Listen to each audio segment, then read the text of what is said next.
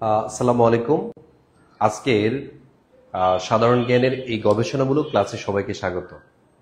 আমাদের সাথে এই সন্ধ্যায় যারা যুক্ত হয়েছেন আমাদের ক্লাসটি করার জন্য, আজকে মূলত আমি ক্লাস নিব 10 থেকে 20তম গ্রেড প্রাইমারি ও নিবন্ধন পরীক্ষার জন্য যারা প্রিপারেশন নিচ্ছেন সেই সকল আমাদের ভাই বোনদের জন্য, যারা অনেক দিন থেকে প্রিপারেশন নিচ্ছেন কিন্তু বুঝতে পারছেন না প্রশ্নগুলো কিভাবে হয়।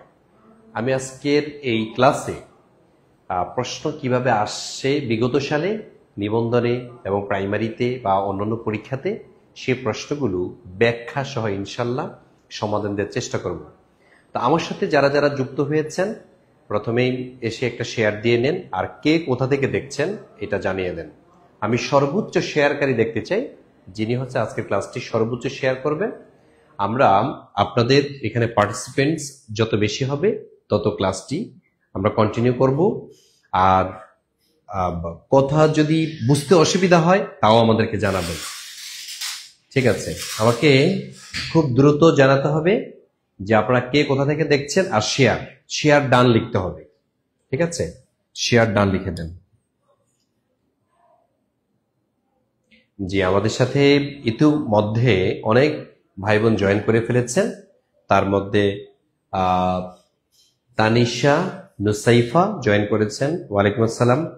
তারপরে এখানে অনেকে জয়েন করেছেন ঢাকা, তারপরে হচ্ছে ময়মনসিংহ, সিলেট থেকে, বিভিন্ন অঞ্চল থেকে যারা যারা জয়েন করছেন। আপনি যে এলাকা থেকে জয়েন করছেন, বর্তমানে যেখানে আছেন ওই প্লেসটা অবশ্যই লিখবেন, ঠিক আছে? আমরা জানলাম যে হ্যাঁ, সারা বাংলাদেশ থেকে অনেক স্টুডেন্ট আমাদের সাথে জয়েন করেছে, আমাদের ক্লাসটি চলা উচিত। আচ্ছা, টাঙ্গাইল থেকে দেখছেন, শেয়ার ডান লিখেছেন আমাদের নুসাইফা আপু, থ্যাংক ইউ সো মাচ। আর আমাদের হাসিনা অবশ্যই লিখে দেন, শেয়ার ডান লিখে দেন যদি শেয়ার করে থাকেন। আর আমি ক্লাসটি 30 সেকেন্ডের মধ্যে শুরু করব, তবে আপনারা যারা যারা ক্লাসটিতে জয়েন করবেন সাথে সাথে এসেই একটা শেয়ার করে দিবেন। আর কোথা থেকে দেখছেন এটা লিখবেন, আর হচ্ছে রিয়াকশন ইউজ করবেন, কমেন্টস করবেন প্রত্যেকটা প্রশ্ন। আমি চেষ্টা করব ব্যাখ্যা সহ আপনাদেরকে বুঝানোর, ইনশাল্লাহ। আচ্ছা, জি আছি আলহামদুলিল্লাহ, আমি সুস্থ আছি। 10টা শেয়ার ডান লিখেছেন আমাদের এলোমেলো জীবন, এলোমেলো জীবন। আচ্ছা, এটাকে আপনার নাম? নবী হোসেন ঠাকুরগাঁও থেকে, ঠাকুরগাঁও সদর থেকে দেখছেন আমাদের। সুমন সরকার মাগুরা থেকে। তারপরে আমাদের পামু ইসলাম শেয়ার ডান লিখেছেন, থ্যাংক ইউ। ওকে, তাহলে অতি দ্রুত দ্রুত শেয়ার করতে হবে। দ্রুত শেয়ার করলে আমি দ্রুত আজকের এই ক্লাসটি শুরু করতে পারছি। আজকের ক্লাসটি অত্যন্ত গুরুত্বপূর্ণ একটি ক্লাস, যেখানে 2 থেকে 3 মার্ক ইনশাল্লাহ আপনি পেয়ে যাবেন। তবে শেষ পর্যন্ত থাকতে হবে। আপনি এসেই 2-3 মার্ক কোন জায়গা থেকে করা হয় এটাই স্যার পড়িয়ে দেন, এটা আসলে সম্ভব না। ব্যাখ্যা সহ দিব, এখান থেকে আপনার প্রশ্ন ইনশাল্লাহ থাকবে। আচ্ছা, এখন যে ক্লাসটা হবে সেটা হচ্ছে সাধারণ জ্ঞানের উপর। আমি সোহেল আহমেদ স্যার আপনাদের সাধারণ জ্ঞান পড়াবো ইনশাল্লাহ। আমি কথা না বাড়িয়ে ক্লাসটি শুরু করতে চাচ্ছি। যারাই জয়েন করেছেন প্লিজ প্লিজ আপনি শেয়ার করে দিবেন ক্লাসটি, ঠিক আছে? আমাদের অনেক ভাই বোন অলরেডি যারা অ্যাডমিটেড এখানকার, তারাও যারা জয়েন করছেন তারাও শেয়ার করবেন, ঠিক আছে? এগুলো হচ্ছে আপনাদের বোনাস ক্লাস। আমি শুরু করে দিচ্ছি আজকের এই ক্লাসটি। বিসমিল্লাহির রহমানির রহিম। প্রথম যে প্রশ্নটা দিয়ে আমি শুরু করব সেটা হচ্ছে মহাস্থানগড় কোন নদীর তীরে অবস্থিত? মহাস্থানগড় প্রাচীন একটি স্থান, প্রাচীন রাজাদের রাজধানী ছিল, অর্থাৎ মৌর্য, গৌর, তারপরে হচ্ছে গুপ্ত, এদের রাজধানী ছিল এই মহাস্থানগড়ে। তো মহাস্থানগড়টা মূলত বগুড়াতে অবস্থিত। এটা পুণ্ড্রনগর এর রাজধানী ছিল। তো এই প্রশ্নটা পরীক্ষাতে এসেছে 18তম নিবন্ধন পরীক্ষায়। দেখেন, নিবন্ধন পরীক্ষাতে এসেছে স্কুল এবং সমপর্যায় স্কুল 2-তে 2024 সালে এই পরীক্ষায় এসেছে। তা আমাকে বলতে হবে এটা আসলে সঠিক অ্যান্সার কোনটি, কপোতাক্ষ নাকি যমুনা নাকি মেঘনা নাকি করতোয়া? আচ্ছা, আমাদের আরিফ ভাই সঠিক অ্যান্সার করেছেন। তারপর এখানে খাতুন শেয়ার ডান লিখেছেন, থ্যাংক ইউ সো মাচ। এখানে যারা যারা পারেন এই প্রশ্নের উত্তর আপনি অবশ্যই অ্যান্সার করবেন, অবশ্যই সঠিক অ্যান্সারটি আমি দেখতে চাই, আপনি করবেন। আচ্ছা, আমাদের আশা সুলতানা, তারপরে মাহফুজ ভাই, তারপরে অনেকে দেখছি অ্যান্সার করার চেষ্টা করছেন, থ্যাংক ইউ সো মাচ। তারপরে পরীক্ষক থেকে অ্যান্সার করেছেন, হোসেন আহমেদ অ্যান্সার করেছেন, থ্যাংক ইউ। তার মানে মহাস্থানগড় কিন্তু কপোতাক্ষ নদের তীরে নয়। তাহলে এই সেই কপোতাক্ষ, এটা কিন্তু যশোরে। যমুনা, হ্যাঁ যমুনা হবে না, এটা ফরিদপুরে। তাহলে কি মেঘনা? না, মেঘনা তো চাঁদপুর নরসিংদীতে, এটা হচ্ছে না। তাহলে সঠিক অ্যান্সার করতোয়া। তাহলে মহাস্থানগড় কোন নদীর তীরে অবস্থিত? এটা হলো করতোয়া নদীর তীরে অবস্থিত। এগুলো পরীক্ষাতে আসে, প্রচুর পরিমাণ প্রশ্ন পরীক্ষাতে আসে। যেমন পরীক্ষাতে আসবে ঢাকা কোন নদীর তীরে অবস্থিত? তাহলে ঢাকা হলো বুড়িগঙ্গা নদীর তীরে অবস্থিত। তাইলে ঢাকা হলো বুড়িগঙ্গার তীরে। তাহলে বুড়িগঙ্গা নদীর তীরে ঢাকা অবস্থিত। এভাবে বিভিন্ন অঞ্চলগুলো আসে। তারপরে আসে যশোর কোন নদীর তীরে অবস্থিত? সেটা হবে কপোতাক্ষ নদের তীরে। তাইলে এই যে কপোতাক্ষ নদের তীরে, এটা হচ্ছে যশোর অবস্থিত। হ্যাঁ, তাহলে বগুড়া কোন নদীর তীরে হবে? করতোয়া নদীর তীরে। মহাস্থানগড় কোন নদীর তীরে? করতোয়া নদীর তীরে। তাহলে মহাস্থানগড়টা আসলে কোথায় ছিল, কোথায় আছে? সেটা হচ্ছে বগুড়া জেলাতে অবস্থিত। বগুড়া শহরেই এই প্রাচীন শহরটি এর অবস্থান মহাস্থানগড়ে। ঠিক আছে। আচ্ছা, আমরা স্লো মোশনে শুরু করেছি, এখন কিন্তু স্পিডে চালাবো। আমি লাস্টবারের মতো বলছি, সেটা হলো আপনারা যারা শেয়ার করেননি, কৃতজ্ঞতা স্বরূপ একটি শেয়ার করে দেন। আচ্ছা, ঠিক আছে। এই প্রশ্ন কি হয়েছে? যদি এটা হয়ে থাকে তাহলে লিখবেন ডান। আলহামদুলিল্লাহ, ডান লিখে ফেলবেন। আপনি ডান লিখলে আমি বুঝবো যে এই প্রশ্নটা হয়েছে, আমাকে নেক্সট প্রশ্নে যেতে হবে। এটা কি হয়েছে? জি, বুড়িগঙ্গা করতোয়া। আমাদের আলামিন হুসাইন, সাদিয়া আক্তার, তারপর লিজা আক্তার, সোনিয়া রহমান অ্যান্সার করেছেন, তারপরে অনন্যা হিল অ্যান্সার করেছেন, রোকসানা আক্তার অ্যান্সার করেছেন, তারপরে আমাদের আলামিন বলছেন আত্রাই নদীর তীরে হচ্ছে নাটোর অবস্থিত। হ্যাঁ, দিনের সূর্য অ্যান্সার করেছেন, থ্যাংক ইউ সো মাচ। আচ্ছা আচ্ছা, ঠিক আছে। এবার আসেন আমরা তাহলে পরের প্রশ্নে যাই। ডান, এটা আমাদের অনেকে ডান লিখেছেন, তার মানে আমাকে পরের প্রশ্নে যেতে হচ্ছে। আসেন পরের প্রশ্ন। পরের প্রশ্ন কি আছে? বাংলাদেশের সবচেয়ে কম ভূমিকম্প ঝুঁকিপূর্ণ অঞ্চল কোনটি? কোন অঞ্চলে বাংলাদেশের সবচেয়ে কম ভূমিকম্প হয়? এই প্রশ্নটাও কিন্তু নিবন্ধন পরীক্ষাতে এসেছে, 18তম নিবন্ধন পরীক্ষাতে। তাহলে এই প্রশ্নের অ্যান্সার কোনটা হবে বলেন? বাংলাদেশে সবচেয়ে কম ঝুঁকিপূর্ণ অঞ্চল ভূমিকম্পের দিক থেকে, বাংলাদেশটা প্রচুর ভূমিকম্প প্রবণ অঞ্চল, জাপানের মতো। তাহলে এটা কোন অঞ্চল? উত্তর পশ্চিমাঞ্চল? না, উত্তর পশ্চিমাঞ্চলে মানে ভূমিকম্পের মাত্রা বেশি, এখানে বেশি হয় উত্তর পশ্চিমাঞ্চলে। তারপর দক্ষিণাঞ্চলে না, দক্ষিণাঞ্চলে অনেকটা বেশি হয়, একবার পুরোপুরি দক্ষিণ দিকে। তাহলে কি দক্ষিণ পশ্চিমাঞ্চল নাকি মধ্য অঞ্চল? মধ্য অঞ্চল হবে না।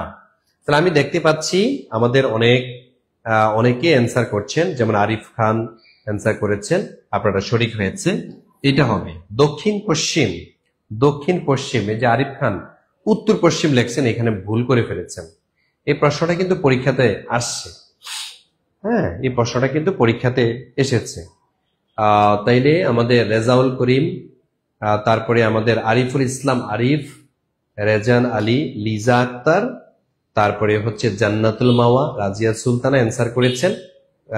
যারাই সঠিক অ্যান্সার করেছেন সবাইকে আমি ধন্যবাদ জানাচ্ছি। তারপরে উল্পা, কি বলছে, উলপুরা মামা, তারপর হচ্ছে রবিন, তাবাসসুম, তারপরে হচ্ছে আমাদের অনেকে সঠিক অ্যান্সার দিয়েছেন, থ্যাংক ইউ সো মাচ। তাইলে বাংলাদেশের যে অঞ্চলে সবচেয়ে কম ভূমিকম্প হয় সেটা কোথায়? সেটা হচ্ছে দক্ষিণ পশ্চিম অঞ্চলে।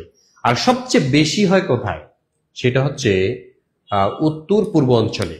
উত্তর পূর্ব অঞ্চল হচ্ছে ভূমিকম্পের ঝুঁকিপূর্ণ অঞ্চল। আর ভূমিকম্পের দেশ কোনটি, এটা পরীক্ষাতে আসে। তাহলে ভূমিকম্পের ভূমিকম্পের দেশ যদি বলা হয় সেটা হবে জাপান। তাহলে ভূমিকম্পের দেশ কোনটি বলেন? এই সেই জাপান। এটা হলো ভূমিকম্পের দেশ হিসাবে পরিচিত। দেখবেন যে প্রতিদিন ছোট বড় অনেক ভূমিকম্প সংঘটিত হয় এই জাপানে। এই কারণে জাপানকে বলা হয় ভূমিকম্পের দেশ। জাপানকে বলা হয় ভূমিকম্পের দেশ। আচ্ছা, তাইলে আমাদের টিউটোরিয়াল পেজে যারা যারা আছেন তারা হচ্ছে একটা করে শেয়ার করে দিবেন। যারাই নতুন জয়েন করেছেন তারা হচ্ছে একটা করে শেয়ার করে দিবেন। আমাদের ইয়াসমিন আক্তার অ্যান্সার করেছেন, আকলিমা, রিমঝিম বৃষ্টি জাপান বলেছেন, তারপরে আমাদের আয়াতুল্লাহ অ্যান্সার করেছেন, আলামিন হোসেন অ্যান্সার করেছেন, রাজল অ্যান্সার করেছেন। সবারটাই হয়েছে, অনেকেরটাই হয়েছে, আবার অনেকেরটা ভুলও হয়েছে। জাপান ব্যতীত যারা অন্যটা বলবেন তাদেরটা হবে না। তাহলে 2 নাম্বার শেষ। এবার আসেন 3 নং প্রশ্ন। বাংলাদেশের একমাত্র পাহাড় বিশিষ্ট দ্বীপ, পাহাড় বিশিষ্ট দ্বীপ, এটাও 18তম নিবন্ধনের প্রশ্ন। তাইলে কোন দ্বীপে পাহাড় আছে? কোন দ্বীপে পাহাড় আছে আমি একটু দেখতে চাই। কে বলতে পারবেন কোন দ্বীপে? আমাদের সেই জুনায়েদ আহমেদ রকি অ্যান্সার করেছেন। তারপরে দক্ষিণ পশ্চিম অঞ্চল কোন কোন জেলা? আচ্ছা, বাংলাদেশের দক্ষিণ পশ্চিম অঞ্চল, এটা খুলনা অঞ্চলটা পড়েছে আর কি। তারপর সূর্যোদয়ের দেশও জাপান। হ্যাঁ, থ্যাংক ইউ সো মাচ। আমাদের রোকসানা আক্তার 10টা শেয়ার করেছেন। তারপরে আমাদের রেজাউল আফরোজা, খাদিজা, জাফর, পাময়েল, সুফিয়ান, তারপরে হচ্ছে আফফান জাহান, শারমিন, সোনা, অনেকে অ্যান্সার করেছেন। অনেকে অ্যান্সার করেছেন। হ্যাঁ, অনেকেরটাই আবার হয়েছে। তাহলে এটা হচ্ছে পাহাড়পুর, এটা হচ্ছে না সেন্ট মার্টিন, এটা হচ্ছে না নিঝুম দ্বীপ, এটা হচ্ছে না। তাহলে এই প্রশ্নের সঠিক অ্যান্সার আমরা পাই মহেশখালীর কাছ থেকে। তাহলে এই সেই মহেশখালী, যেটাই হচ্ছে এই প্রশ্নের উত্তর, একমাত্র পাহাড়ি দ্বীপ। আর এই সেই সেন্ট মার্টিন দ্বীপ, যে সেন্ট মার্টিন দ্বীপটা হচ্ছে বাংলাদেশের একমাত্র প্রবাল দ্বীপ। তাহলে পরীক্ষাতে আসে বাংলাদেশের একমাত্র প্রবাল দ্বীপ কোনটি? এই সেই সেন্ট মার্টিন দ্বীপ, যেটাকে বলা হয় নারিকেল জিঞ্জিরা। পরীক্ষাতে আসে সেন্ট মার্টিনের আরেক নাম কি? সেটা হবে নারিকেল জিঞ্জিরা। তাহলে নারিকেল জিঞ্জিরা, এটা কাকে বলা হয়? সেন্ট মার্টিনকে বলা হয়। বাংলাদেশের একটা দ্বীপের মধ্যে প্রবাল দেখা যায়, এই প্রবাল দেখা যায় সেন্ট মার্টিনে। এই কারণে এই প্রবাল দ্বীপ হিসেবে পরিচিত এই সেই সেন্ট মার্টিন। আর বাংলাদেশে পাহাড়ের রানী বলা হয় কাকে? সরি, দ্বীপের রানী বলা হয় কাকে? আপনারা কি জানেন দ্বীপের রানী বলা হয় কাকে? তাহলে সেটা হচ্ছে ভোলাকে। কারণ ভোলাতে এত পরিমাণ দ্বীপ, এই দ্বীপ নিয়ে একটা জেলা হয়েছে, যার কারণে এই ভোলা দ্বীপকে বলা হয় পাহাড়ের রানী। ভোলা দ্বীপ পাহাড়ের রানী হিসেবে পরিচিত। ঠিক আছে? তাহলে আপনাদের পরীক্ষাতে আসতে পারে। জি, আমাদের সেলিম আহমেদ অ্যান্সার করেছেন, তারপরে এক পাখি অ্যান্সার হয়েছে, আর আফরিন আপনারটা হয়েছে, সাফওয়ান আক্তার হয়েছে, রাহিম আক্তার হয়েছে, তারপরে Al Khamenei, Ayatollah Al Khamenei, তারপরে শারমিন জাহান আপনারটা হয়েছে। Thank you so much, thank you. তাহলে এই প্রশ্নটা আমরা আশা করি পারবো। এখন যদি পরীক্ষা আসে এই প্রশ্নের অ্যান্সার আমরা করতে পারবো। বাংলাদেশের একমাত্র পাহাড় বিশিষ্ট দ্বীপ, বাংলাদেশের একমাত্র পাহাড় বিশিষ্ট দ্বীপ যেটা, সেটা হচ্ছে মহেশখালী। এই সেই মহেশখালী, এটা হলো পাহাড় বিশিষ্ট দ্বীপ। ওকে, ঠিক আছে। পরের প্রশ্ন আসেন, বাংলাদেশের বৃহত্তম বদ্বীপ কোন জেলায়? বৃহত্তম বদ্বীপ কোন জেলায়? এটা কি ভোলা, সাতক্ষীরা, চাঁদপুর নাকি নোয়াখালী? বলেন, বৃহত্তম বদ্বীপ কে বলতে পারবেন? বদ্বীপ, যে দ্বীপটাকে দেখতে বয়ের মতো, যে দ্বীপটাকে দেখতে বয়ের মতো, এটাকে বদ্বীপ বলা হয়। হ্যাঁ, হিমালয় পর্বত থেকে যে পাহাড়ি ডল এসেছিল তার মাধ্যমে ধূলিকণা তার মাধ্যমে হচ্ছে পাথরের বিভিন্ন নুড়ি জমে জমে জমে জমে পলি একত্রিত হয়ে যে দ্বীপগুলো হয়েছে এগুলোকে দেখতে বয়ের মতো মনে হয়, ঠিক আছে, যার কারণে আবার এটাকে ডেল্টার মতো দেখা যায়। এই কারণে এগুলাকে ডেল্টা আইল্যান্ড বলা হয় বা বদ্বীপ বলা হয়। তো বাংলাদেশ কিন্তু সারা পৃথিবীর মধ্যে সবচেয়ে বড় বদ্বীপ পরীক্ষাতে আসে, যে পৃথিবীর সবচেয়ে বড় বদ্বীপ কোনটি? পৃথিবীর সবচেয়ে বড় বদ্বীপ কিন্তু বাংলাদেশ। তাহলে এই প্রশ্নের অ্যান্সার কোনটা হবে বলেন? বাংলাদেশের বৃহত্তম বদ্বীপ কোনটি? কোন জেলায়? ভোলা, সাতক্ষীরা, চাঁদপুর, নোয়াখালী। হ্যাঁ, আমাদের সোহেল রানা, আমার সোনিয়া সোনার বাংলা অ্যান্সার করেছেন, শেখ হাসান ইউসুফ আলী অ্যান্সার করেছেন, তারপরে জসিমউদ্দিন সেনবাগ অ্যান্সার করেছেন, মনিরুজ্জামান, আয়েশা খাতুন, আলামিন, উল্পা, দিনের জন্য অনেকে অ্যান্সার করার চেষ্টা করেছেন। যে আপনারা অনেকে অ্যান্সার করেছেন, সেজন্য আপনাদের সবাইকে ধন্যবাদ। তাইলে বৃহত্তম বদ্বীপ এটা হচ্ছে সাতক্ষীরা জেলা, যারা দিয়েছেন তাদেরটা হয়েছে।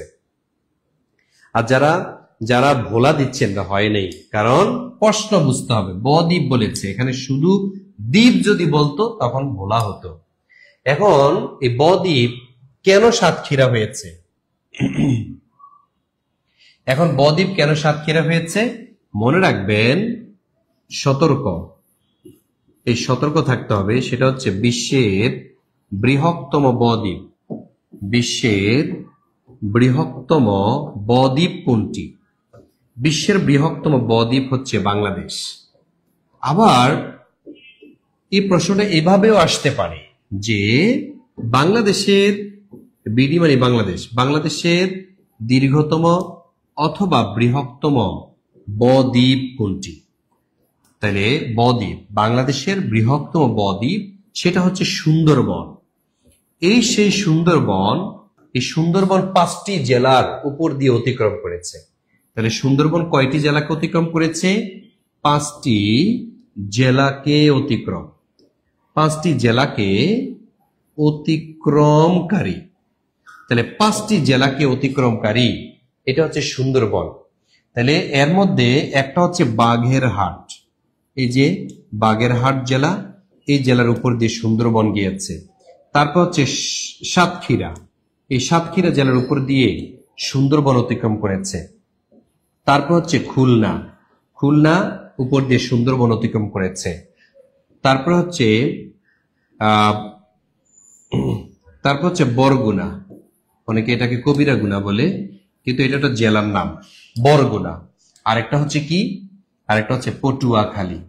তাহলে দেখেন, এই যে 5টি জেলা, এই 5টি জেলার উপর দিয়ে সুন্দরবন অতিক্রম করেছে। তাহলে সুন্দরবন যেহেতু একটা বদ্বীপ, বলেন এই 5টার মধ্যে কোনটা মিলে? সাতক্ষীরা মিলে, যার কারণে সাতক্ষীরা হচ্ছে সঠিক অ্যান্সার। কিন্তু আপনারা যারা অ্যান্সার করেছেন ভোলা, তারা কিন্তু মারা খাবেন, ভুল হয়েছে আপনার। যদি শুধু দ্বীপ বলতো, শুধু দ্বীপ, তখন আপনার অ্যান্সার হতো ভোলা। যেহেতু এখানে অ্যান্সার করেছে বদ্বীপ, ঠিক আছে, বৃহত্তম বদ্বীপ কোন জেলায়? তাহলে সেটা সাতক্ষীরা জেলায়, কারণ এই 5টা জেলার মধ্যে সাতক্ষীরা একটা নাম। তাহলে কি বুঝতে পেরেছি? এখন কি পারবো? হ্যাঁ, পারবো কিনা? ইনশাল্লাহ পারবো। হ্যাঁ, এটা কমেন্টস করে জানাতে হবে যে ইনশাল্লাহ ভাইয়া আমি পারবো। আচ্ছা,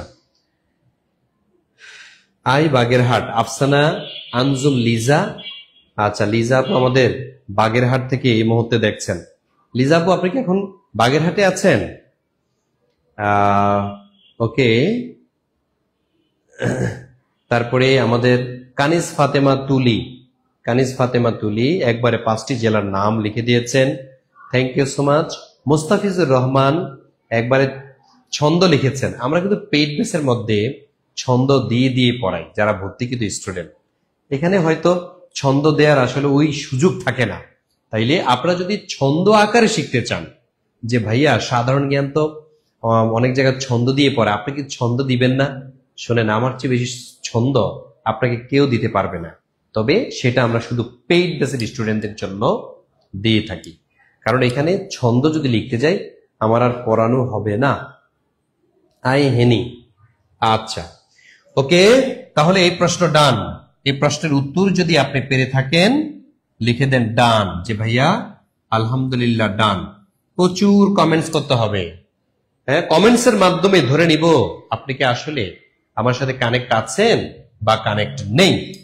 বলেন ডান ডান ডান লিখতে হবে, ইনশাল্লাহ ইনশাল্লাহ। আই নোয়াখালী শব্দ, ওকে, আই নোয়াখালী শব্দ, খুলনা থেকে দেখছি। Thank you so much. আমাদের ফিরোজা বেগম নোয়াখালী থেকে কি বলে খুলনা থেকে দেখছেন।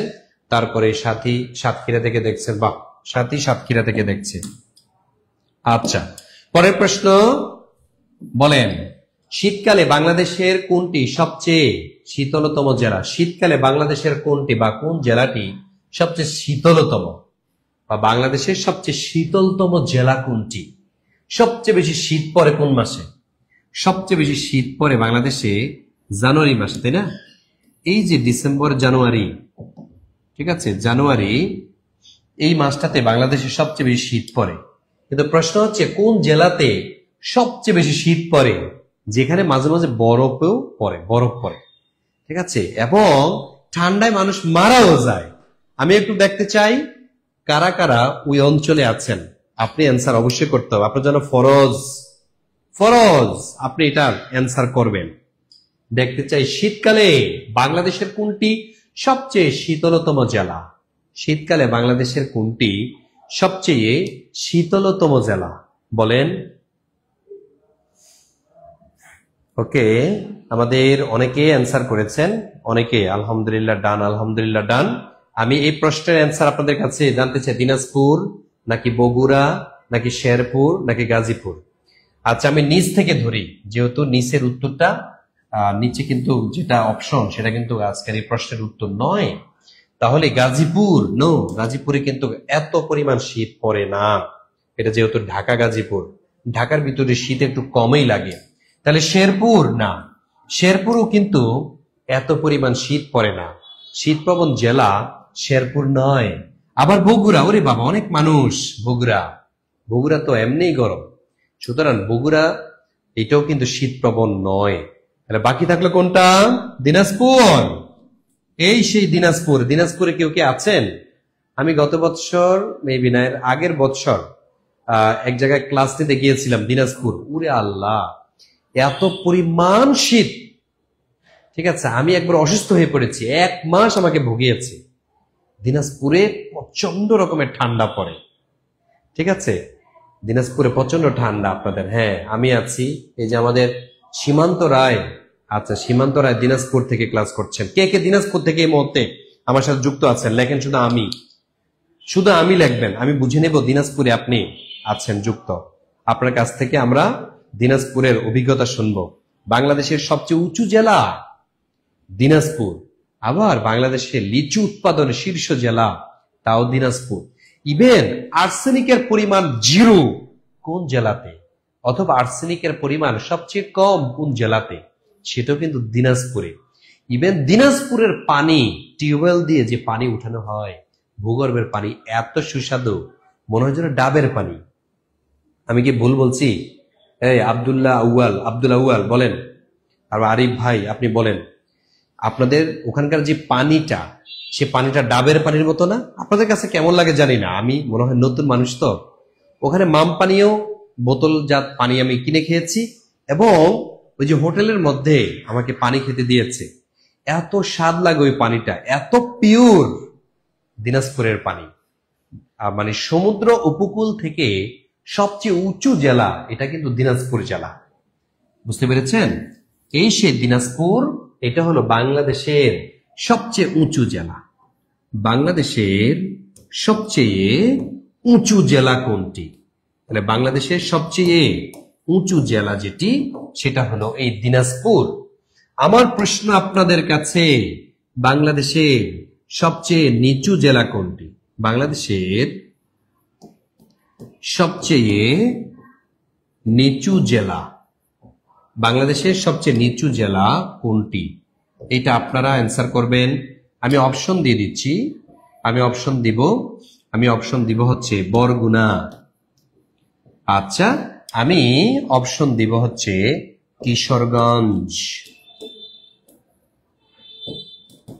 বলেন এখানে আসলে সঠিক অ্যান্সার কোনটা হবে আপনার মতে? নিচে মোদের কিশোরগঞ্জ, নিচে মোদের কিশোরগঞ্জ। আচ্ছা, সবাই বলতেছে আমি আমি। এত স্টুডেন্ট কিশোরগঞ্জ থেকে ক্লাস করছেন। যে দিনাজপুরে আল্লাহর রহমতে ভরপুর, ঠিকই, আল্লাহর রহমত আসলেই বেশি দিনাজপুরে। তারপরে সিলেট আব্দুল আজিজ কি বলছেন, আপনি কি পেইড বেসের? আচ্ছা, তারপরে আমি দেখছি এই তো আমাদের তানিয়া খাতুন অ্যান্সার করেছেন। কোনটা হবে বলেন, বরগুনা না কিশোরগঞ্জ? বরগুনা হবে নাকি কিশোরগঞ্জ হবে? বাংলাদেশের সবচেয়ে নিচু জেলা, বাংলাদেশের সবচেয়ে নিচু জেলা কোনটি? বাংলাদেশের সবচেয়ে নিচু জেলা বরগুনা হচ্ছে না, তাহলে বাংলাদেশের সবচেয়ে নিচু জেলা যেটি সেটা হচ্ছে কিশোরগঞ্জ। বাংলাদেশের সবচেয়ে উঁচু জেলা যেটি সেটা হলো দিনাজপুর জেলা। এই হচ্ছে পার্থক্য। এই পার্থক্য বুঝতে পারতে হবে। একটা হচ্ছে উঁচু, আরেকটা হলো নিচু। একটা হচ্ছে উঁচু জেলা, আরেকটা হলো নিচু জেলা। ঠিক আছে, অনেকে চিন্তা করে এটা মনে হয় দক্ষিণ দিকে হবে নিচুটা, না। আচ্ছা, তাইলে পরের প্রশ্নে আসি আমরা। পরের প্রশ্ন 6 নম্বর প্রশ্ন, গারো পাহাড় কোন জেলায় অবস্থিত? গারো পাহাড় বাংলাদেশের দীর্ঘতম পাহাড়। এত বড় পাহাড় আর একটাও নাই। তাহলে এই যে গারো পাহাড়, এটা কোথায় অবস্থিত? তাহলে পাহাড় পর্বতের কথা মনে পড়লেই আমাদের মন চলে যায় চট্টগ্রামের দিকে, কিন্তু এটা চট্টগ্রাম উত্তর হবে না, বলে দিলাম জান। তাহলে বলেন গারো পাহাড় কোথায়? নীলাপোদ্দার, নীলা প্রধান ববি অ্যান্সার করেছেন। নিচু জেলা কিশোরগঞ্জ, জি কিশোরগঞ্জ। রাজিয়া সুলতানা, তারপরে আফরুজা, আমাদের মাসুম বিল্লাহ, আপনার অ্যান্সারটা সঠিক হয়েছে। আফরুজা আপনারটা সঠিক হয়েছে, কায়েস আপনারটা সঠিক হয়েছে। তারপরে হলো আমাদের আরিফুল ইসলাম আরিফ, আপনারটা সঠিক হয়েছে। গাজী সঠিক হয়েছে, থ্যাংক ইউ সো মাচ। তার মানে এই প্রশ্নের সঠিক অ্যান্সার যেটা সেটা হচ্ছে ময়মনসিংহ, যেটা হচ্ছে বাংলাদেশের এমন একটা জেলা একসময় ঢাকা বিভাগের সাথে ছিল। বর্তমানে ময়মনসিংহ একটা নিজে বিভাগ, 4টা জেলা নিয়ে, নেত্রকোনা, শেরপুর, ময়মনসিংহ নিজে, হ্যাঁ, তারপরে জামালপুর নিয়ে। তাইলে গারো পাহাড় কোন জেলায় অবস্থিত? এটা উত্তর হবে ময়মনসিংহে। আর এক্স্যাক্টলি হচ্ছে যে জেলাতে, ময়মনসিংহ বিভাগের নেত্রকোনাতে, ঠিক আছে, এই সে নেত্রকোনা জেলা, যে জেলাতে হচ্ছে গারো পাহাড়ের অবস্থান। গারো পাহাড় কেন বিখ্যাত? এটা হচ্ছে বাংলাদেশের দীর্ঘতম। তাহলে বাংলাদেশের দীর্ঘতম পাহাড় কোনটি? বাংলাদেশের দীর্ঘতম পাহাড় যেটি, এটা হচ্ছে গারো পাহাড়। এই গারো পাহাড়ের অবস্থান কোথায়? এটা হচ্ছে ময়মনসিংহ। আর এই গারো পাহাড়ের পাদদেশে একটা উপজাতি বসবাস করে, তারা হচ্ছে গারো উপজাতি। ঠিক আছে, গারো উপজাতিদের বসবাস। আবার এই যে গারো পাহাড়, এটা কোন নদীর তীরে অবস্থিত? এর পাশ দিয়ে একটি নদী বয়ে গেছে, ওই নদীর নাম সিমসাং, নট স্যামসাং, সিমসাং নদীর তীরে। সিমসাং নদীর তীরে গারো পাহাড়। সিমসাং নদীর তীরে হলো আমাদের এই গারো পাহাড়টি, যেটা বাংলাদেশে দীর্ঘতম পাহাড়। এত বড় পাহাড় চট্টগ্রামে ও নেই। তাহলে বাংলাদেশের দীর্ঘতম পাহাড় যেটি, এটা হচ্ছে গারো পাহাড় হয়েছে।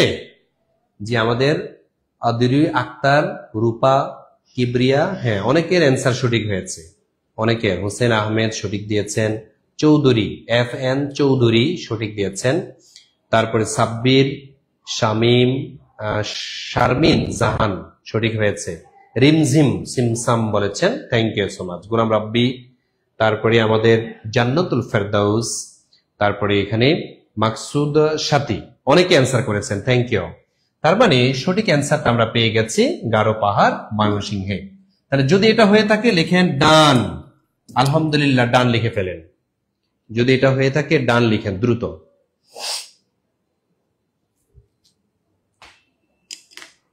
ডান লিখতে হবে দ্রুত।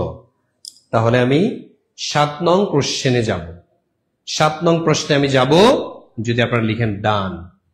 ওকে, ডান ডান, ওকে ফাইন। পরের প্রশ্ন 7 নং প্রশ্ন দেখি, এটা কে পারে?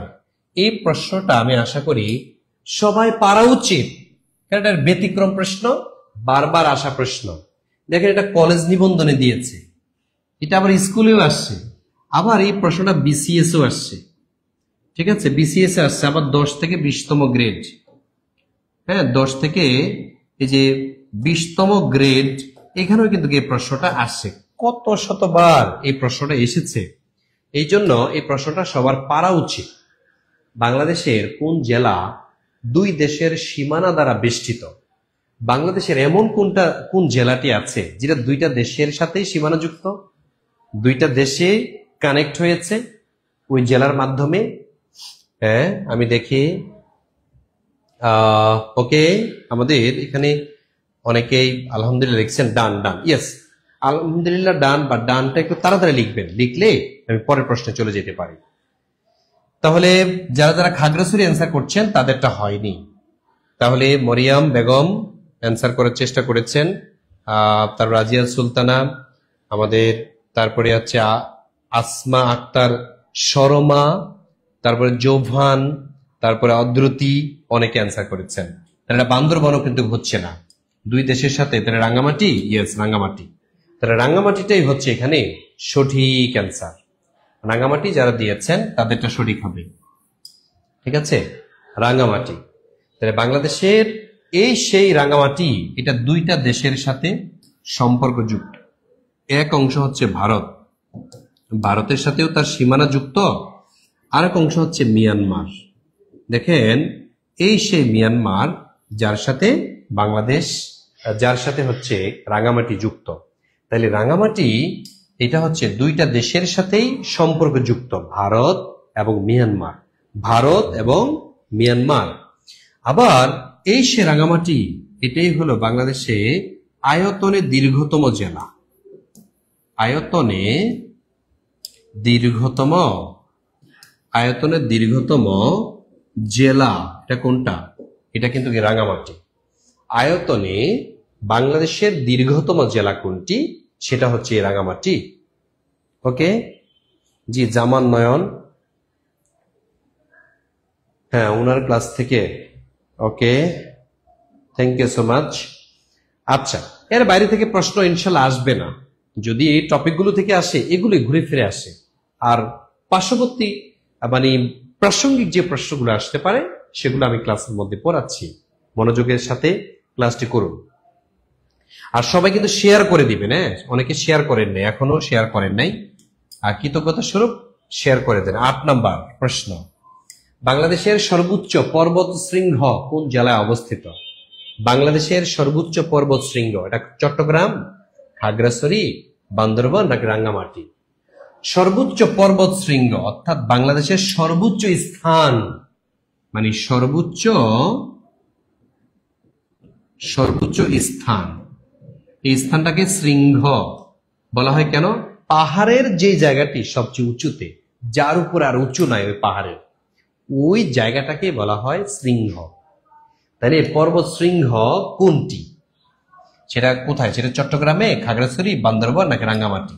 চট্টগ্রামে অনেক পাহাড় আছে, কিন্তু চট্টগ্রামে তো অনেক জেলা, তার মানে এটা কিন্তু চট্টগ্রাম শুধু বললে উত্তর হচ্ছে না, স্পেসিফিক জেলার নাম দিতে হবে বলছে।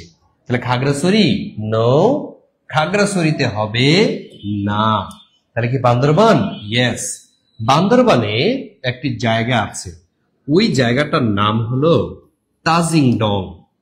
এই সেই তাজিং ডং, এটার আরেকটা নাম হলো বিজয়। এই তাজিং ডং বা বিজয়, এটাই হচ্ছে বাংলাদেশের সর্বোচ্চ শৃঙ্গ। তাইলে তাজিং ডং বা বিজয় বাংলাদেশ সর্বোচ্চ শৃঙ্গ, যেটা 1231 মিটার উচ্চতা। ঠিক আছে, আবার কোন কোন বইতে লেখা আছে 1280 মিটার এটার উচ্চতা। তাহলে 1231 অথবা 1280 দুটাই সঠিক। যদি আপনার কাছে জানতে চাওয়া হয় যে সম্প্রতি পর্বত শৃঙ্গ মাপামাপির দিক থেকে কোনটি সর্বোচ্চ পর্যায়ে রয়েছে, সেটা হচ্ছে তাজিং ডং, যার উচ্চতা হচ্ছে 1280 মিটার। 1280 মিটার, এটা হচ্ছে বাংলাদেশের সর্বোচ্চ পর্বত শৃঙ্গ। ওকে, আচ্ছা, রাজিয়া সুলতানা, সাইমা অ্যান্সার করেছেন।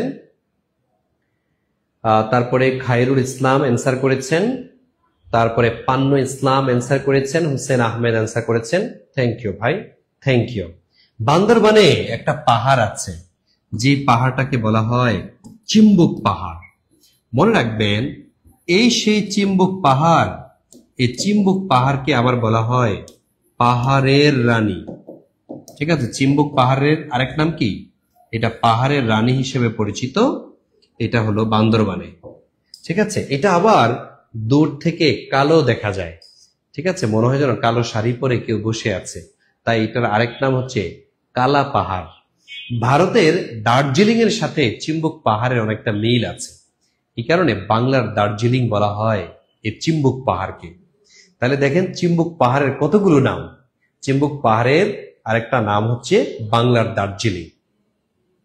আচ্ছা, ঠিক আছে, ডান। পরের প্রশ্ন ডান কিনা বলেন। আমি পরের প্রশ্নে যাব, বলেন।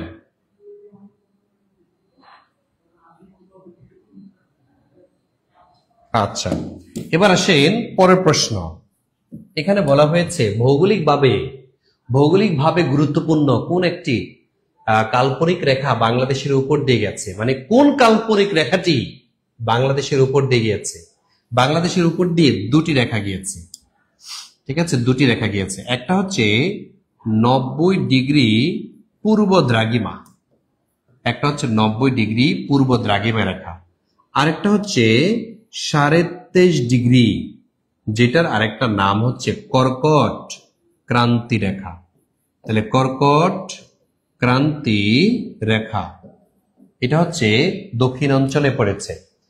তাইলে বলেন, এই দুইটার মধ্যে কোনটা এখানে মিলে? বলেন। মূল মধ্যরেখা? নো, মূল মধ্যরেখা এটা তো লন্ডনে, এটা হবে না। আন্তর্জাতিক তারিখ রেখা?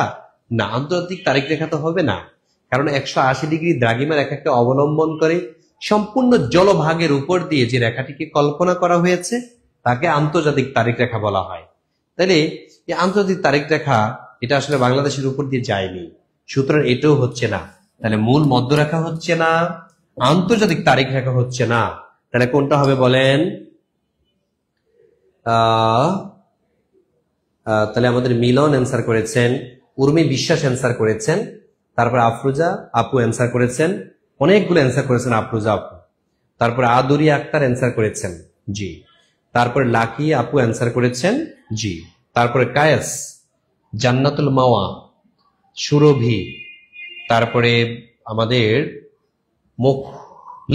মুখলিস সাইদি অ্যান্সার করেছেন। তাইলে এটা কোনটা হবে? এটা মকর ক্রান্তি, এটা হচ্ছে না। তাহলে সঠিক অ্যান্সার কোনটা? কর্কট ক্রান্তি রেখা, যেহেতু এখানে কি আছে লেখা কর্কট ক্রান্তি।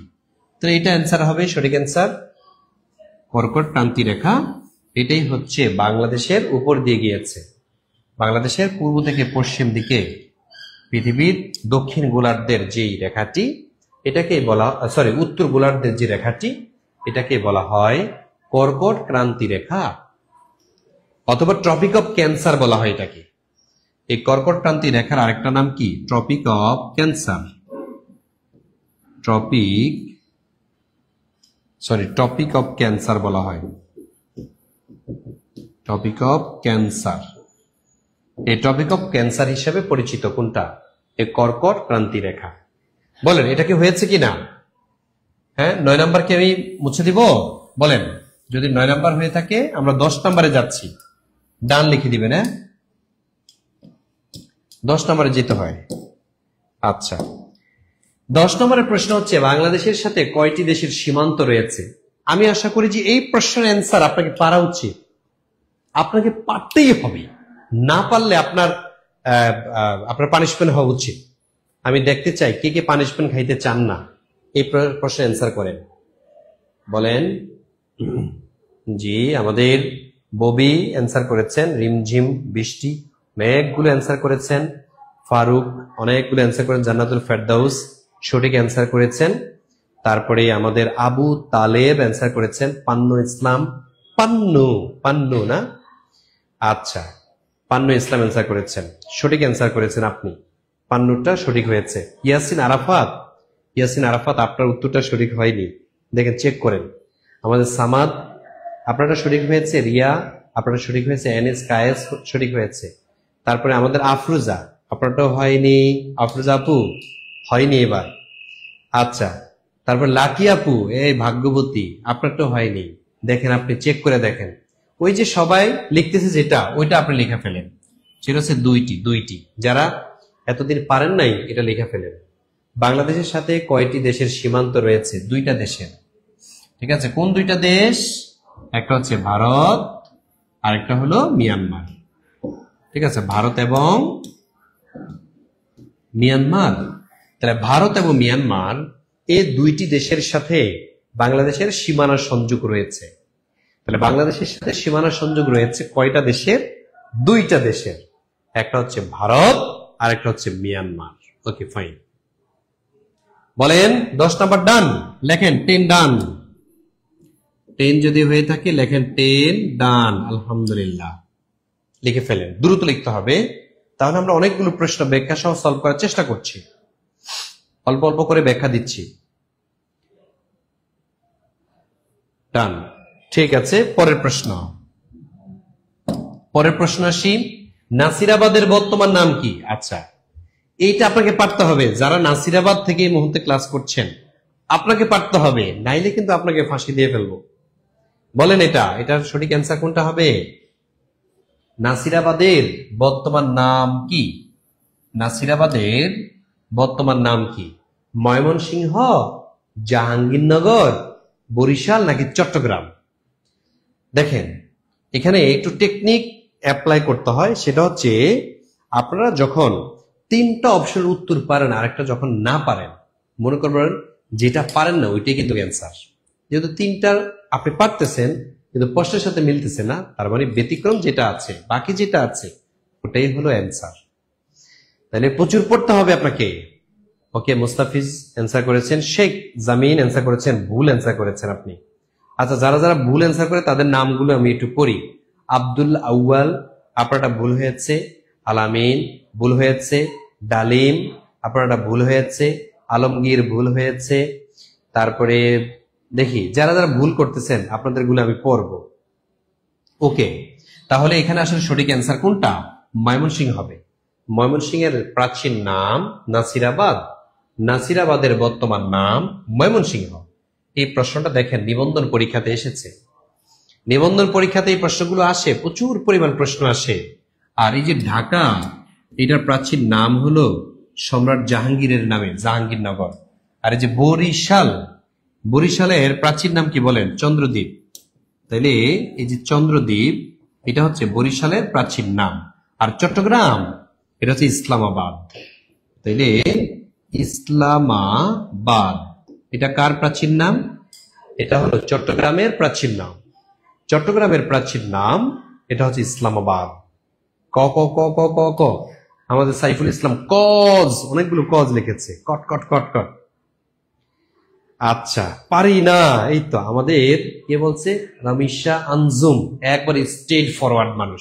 পারি না, কনফিডেন্স কি?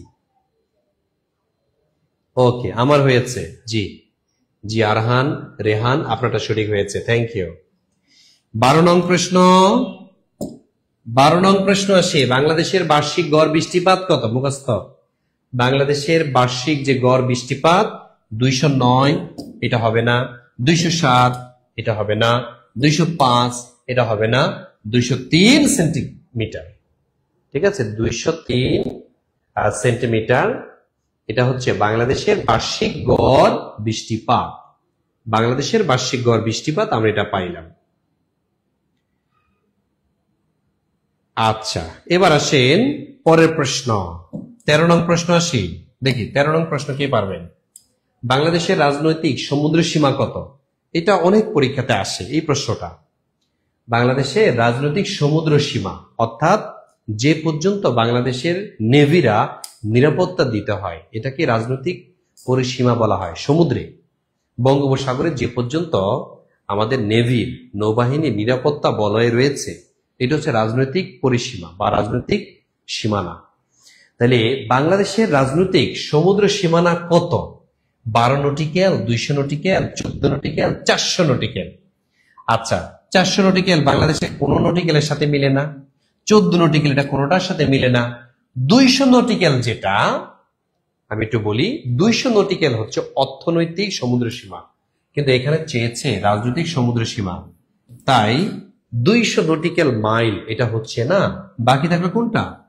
12 নটিক্যাল মাইল। এই সেই 12 নটিক্যাল মাইল, 12 নটিক্যাল মাইল হচ্ছে আমাদের সমুদ্র সীমা। আর যদি বলা হয় অর্থনৈতিক সমুদ্র সীমা কত, অর্থনৈতিক সমুদ্র সীমা, তাহলে সেটা হতো এই 200 নটিক্যাল মাইল অর্থনৈতিক। আর রাজনৈতিক সমুদ্র সীমা যেটা, সেটা হচ্ছে 12 নটিক্যাল মাইল। বিটি আপু হয়েছে, শেখ জসিম হয়েছে, জান্নাতুল মাওয়া, আইয়ুব, তারপরে জিন্নাহ আপনারা হয়েছে, আয়েশা মাহমুদ হয়েছে। ওকে, তাহলে পরের প্রশ্নের জন্য রেডি? ওকে, পরের প্রশ্নে আসি আমরা।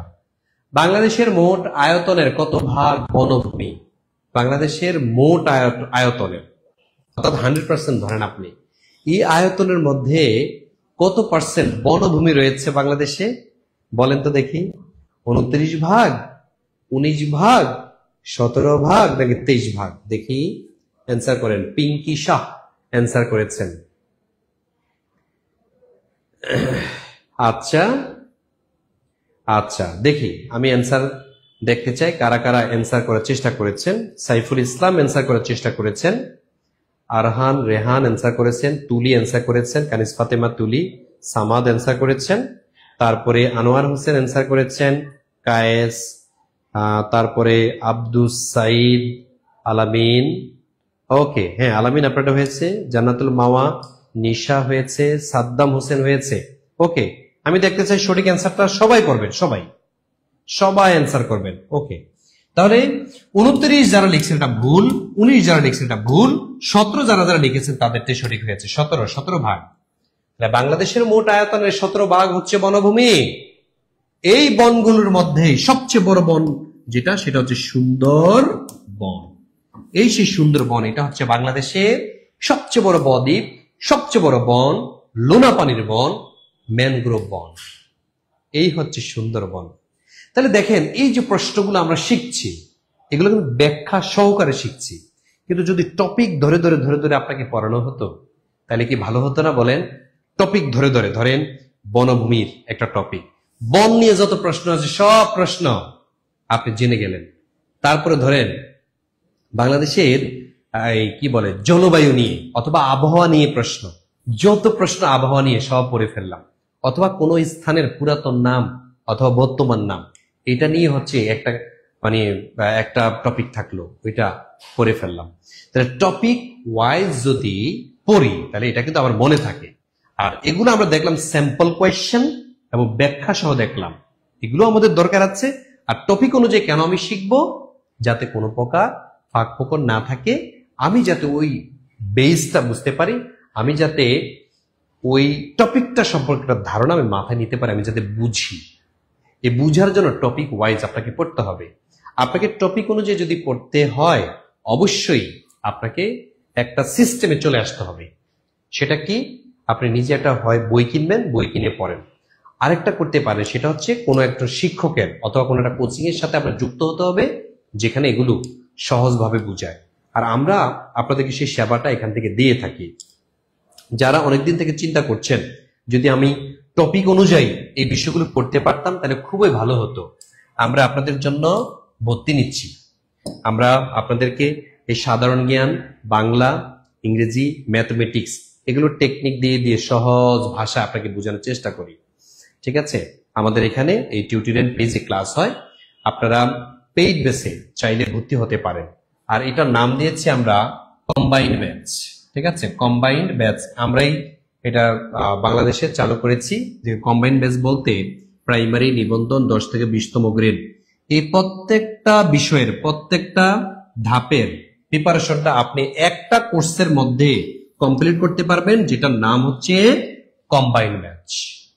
ঠিক আছে, একটা কোর্সে ভর্তি হলে আপনার প্রাইমারি প্রিপারেশন হয়ে গেল, আপনার নিবন্ধন প্রিপারেশন হয়ে গেল, 10 থেকে 20তম গ্রেডের প্রিপারেশন হয়ে গেল। ঠিক আছে, একটা কোর্সে আপনি ভর্তি হলে। তাহলে আপনি যদি আমাদের সাথে যুক্ত হতে চান যে ভাইয়া আমি আসলে আপনার ক্লাসে যুক্ত হতে চাই, আমি আপনার ক্লাসে যুক্ত হতে চাই, কিভাবে যুক্ত হব, আর যুক্ত হলেই বা আপনারা কি দিবেন? আমি যুক্ত হলে এখানে রেকর্ডেড ক্লাস থাকবে আপনাকে আমরা একটা গ্রুপে অ্যাড করে দিব। সেখানে পূর্বের এবং পরের যত রেকর্ডেড ক্লাস, প্রত্যেকটা ক্লাস আপনি টাইনে টাইনে বারবার দেখতে পারবেন।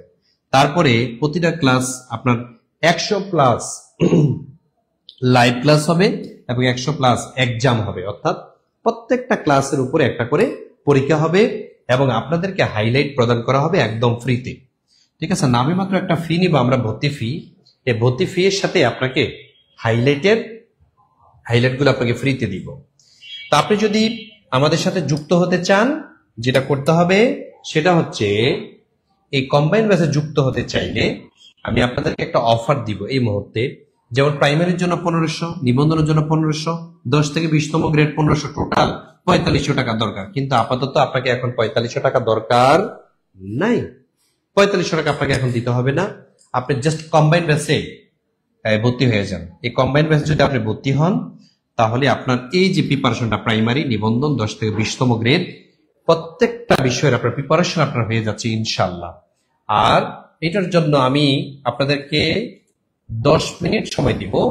এই 10 মিনিট এর মধ্যে যদি কেউ ভর্তি হয় তাহলে তাকে আপাতত পে করতে হবে 1450 টাকা। ঠিক আছে, এই 1450 টাকা আপনি পে করবেন। এটা হচ্ছে এই 10 মিনিটের মধ্যে আপনি যদি ভর্তি হতে চান, জাস্ট 1450 টাকা আপনি এই নাম্বারে পাঠাবেন। যেমন 0131046747 এই নাম্বারটি বিকাশ এবং নগদ। আপনি চাইলে বিকাশে অথবা নগদে টাকা পাঠিয়ে স্ক্রিনশট পাঠাবেন। অবশ্যই সেন্ড মানি করবেন, হ্যাঁ, ক্যাশ সেন্ড মানি কত, ক্যাশ আউট না। পাঠালে আমরা সাথে সাথে আমরা আপনাকে কি করবো, একটা সিক্রেট গ্রুপে অ্যাড করাবো। ঠিক আছে, সিক্রেট গ্রুপে আপনাকে অ্যাড করিয়ে আমরা আপনাকে বাংলা, ইংরেজি এবং সাধারণ জ্ঞান এই 3টা বিষয়ে 4টা বিষয় আপনাকে আমরা গাইড করবো, বেসিক থেকে ধরে ধরে। বাংলা, জিকে, তারপর হচ্ছে ইংলিশ, তারপর হচ্ছে ম্যাথ। এই 4টা বিষয় আমরা পড়াই, বাংলা, জিকে, ইংলিশ এবং ম্যাথমেটিক্স। এই 4টা বিষয়ে যারা প্রিপারেশন নিতে চান তারা আর দেরি নয়, যেহেতু আমি 10 মিনিট সময় দিয়েছি, মানে 10 মিনিট, এই 10 মিনিটের মধ্যে যদি কেউ হন 1450 টাকা আপনি বিকাশ করে দেন অথবা নগদের সেন্ড মানি করে দেন, আমরা আপনাকে গ্রুপে অ্যাড করে দিচ্ছি।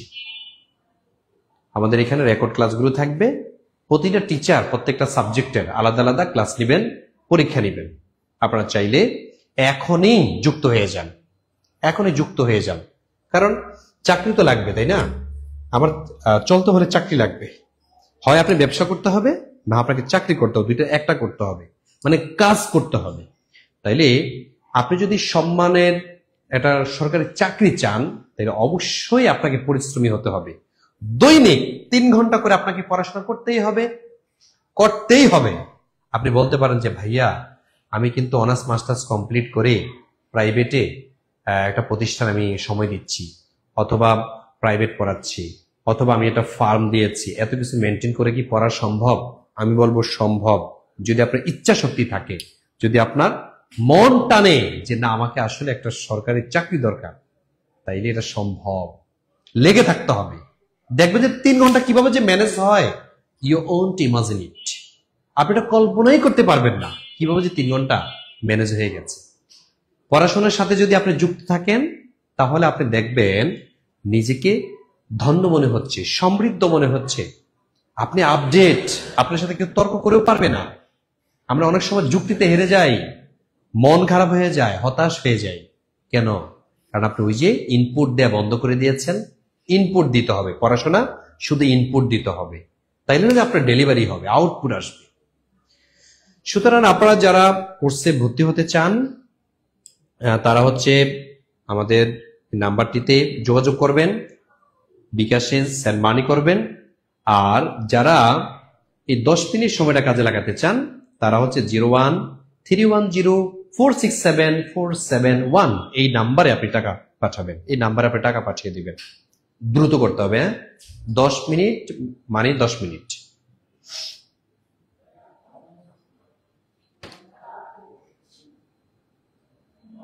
আচ্ছা, ইতিমধ্যে আমাদের অনেকেই টাকা পাঠিয়েছেন, থ্যাংক ইউ সো মাচ, আলহামদুলিল্লাহ। যারা যারা টাকা পাঠিয়েছেন তাদের সবাইকে টেনশন করতে হবে না, আমরা গ্রুপে অ্যাড দিয়ে দিব। হ্যাঁ, আমরা গ্রুপে অ্যাড করে দিব যারা যারা টাকা পাঠিয়েছেন।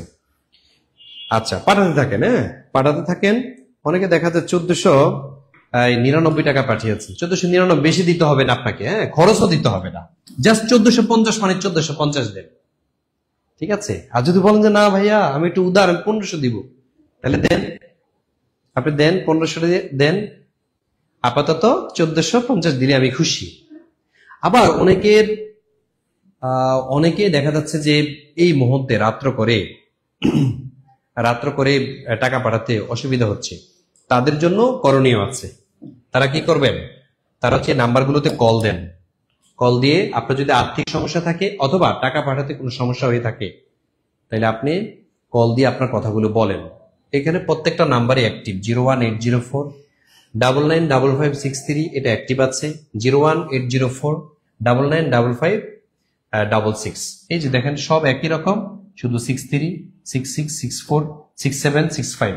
আপনি হচ্ছে এই নাম্বারগুলোতে কল দিয়ে আপনি আপনার যদি আর্থিক কোনো সমস্যা থেকে থাকে আপনি বলতে পারেন যে ভাইয়া আমি আসলে যুক্ত হতে চাই, আমার একটা সরকারি চাকরি দরকার, আমার আসলে খুব নিবন্ধন আমি এবার দিব, যাতে এই 19তম নিবন্ধনে আমার চাকরিটা কনফার্ম হয়ে যায়, যাতে প্রাইমারি আমি যে পরীক্ষাটা দিব যাতে এই পরীক্ষাতে আমি যাতে চাকরিটা পেয়ে যাই।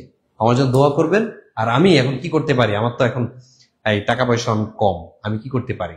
তাহলে আপনার যেহেতু কম আছে, আপনি হচ্ছে এগুলোতে ফোন দেন। আমি ক্লাস থেকে বের হয়ে আপনারা কি কি জানিয়েছেন এটা আমি আলোচনা করে আপনাদেরকে আমি গ্রুপে সদস্য বানিয়ে দেওয়ার চেষ্টা করবো ইনশাল্লাহ। আপনাদের ক্লাসগুলো এখানে হতে থাকবে। আমরা 2টার সময় ক্লাস নেই, একটা হচ্ছে সকাল 10টা থেকে পেড বেসের ক্লাস, এটা হচ্ছে রাত 9টা থেকে। আপনি রাত 9টার বেসটা আপনি বাছাই করে নেবেন, ঠিক আছে। আমার একটা পরামর্শ, যেহেতু আপনারা অনেকে অনার্স মাস্টার্স কমপ্লিট করে বসে আছেন কিন্তু চাকরি পাচ্ছেন না, অথবা প্রাইভেটে একটু চাকরি করতে হয়, টুকটাক একটু কাজ করতে হয়, সুতরাং দিনে অনেকে ক্লাস করার সময় পাচ্ছেন না, আপনাকে বলবো 9টার ব্যাচে ভর্তি হবে, বলে দিবেন যে ভাই আমি টাকা পাঠিয়েছি, এই যে স্ক্রিনশট দিলাম আপনার নাম্বারে, আমাকে গ্রুপে অ্যাড দেন, আর আমি 9টার ব্যাচে অ্যাড হতে চাই। আমরা আপনাকে যেটা যেটা পড়াবো সেটা হচ্ছে বাংলা, এই বাংলার শিডিউল আপনাকে দিয়ে দিব, আমরা কোন দিন বাংলা পড়াবো। আবার ইংলিশের এই যে ইংলিশ, এটা শিডিউল প্রদান করবো আপনাদেরকে, কোন দিন ইংলিশ পড়ানো হবে। আর জিকেটা এটা আমি অবশ্যই আপনাদেরকে শিডিউল প্রদান করব। যারা যারা ভর্তি হবে ওখানে আপনাদেরকে শিডিউল দিয়ে দিব। আর যারা ম্যাথমেটিক্স, এই ম্যাথমেটিক্সেরও ক্লাস হবে সমান তালে, ঠিক আছে, সমান তালে ম্যাথমেটিক্সের ক্লাস হবে।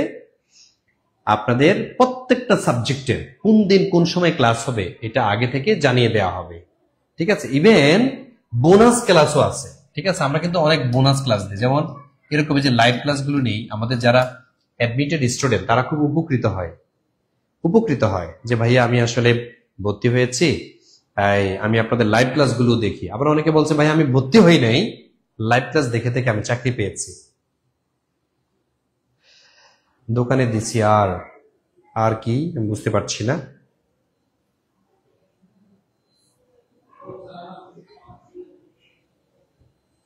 স্যার আপনি জব মেডিসিনে ক্লাস নেন না? না, আমি তো আর কোচিং এর মালিক না, আই এম এ টিচার, ঠিক আছে। আমি ক্লাস নিচ্ছি, ঠিক আছে, আমি আপনাদের ক্লাসগুলো নেই, আমি পড়াই, আমি এটা এনজয় করি, ঠিক আছে। ওকে,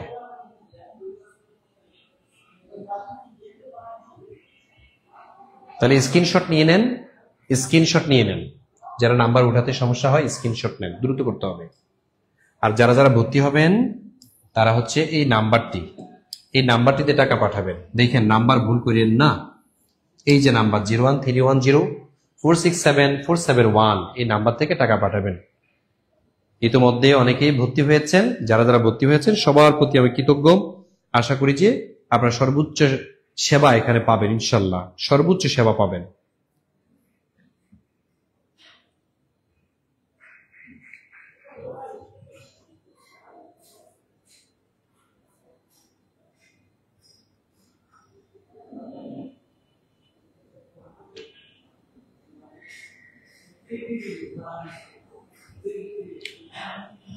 আচ্ছা, যারা যারা টাকা পাঠিয়েছেন নো টেনশন, আমরা গ্রুপে অ্যাড করে দিচ্ছি। এটা সিক্রেট গ্রুপ, হ্যাঁ, আপনি দেখেন, আপনি স্ক্রিনশট দেওয়ার সাথে সাথে আপনাকে আমরা কন্টাক্ট করার চেষ্টা করছি। ঠিক আছে, স্ক্রিনশট দিয়ে দেন, টাকা পাঠিয়েছেন ভালো কথা, স্ক্রিনশট দেন। আর এখানে পারলে এখানে লিখে দেন পেমেন্ট ডান। ঠিক আছে, পেমেন্ট ডান লিখেন, পেমেন্ট ডান এটা লিখে দেন। ঠিক আছে, এটা হচ্ছে এই লাইভে লাইভে লিখে দেন যে ভাইয়া পেমেন্ট ডান, তাহলে আমরা গ্রুপে অ্যাড করে দিচ্ছি সাথে সাথে, আপনারটার সাথে সাথে। আর যারা পেমেন্ট ডান লিখছেন না তাদেরটা হচ্ছে আমি ক্লাস শেষ করে তারপরে অ্যাড করব। ঠিক আছে, আর এখনই যদি আপনি অ্যাড হয়ে যেতে চান তাহলে এখানে লেখেন পেমেন্ট ডান, পেমেন্ট ডান লিখতে হবে।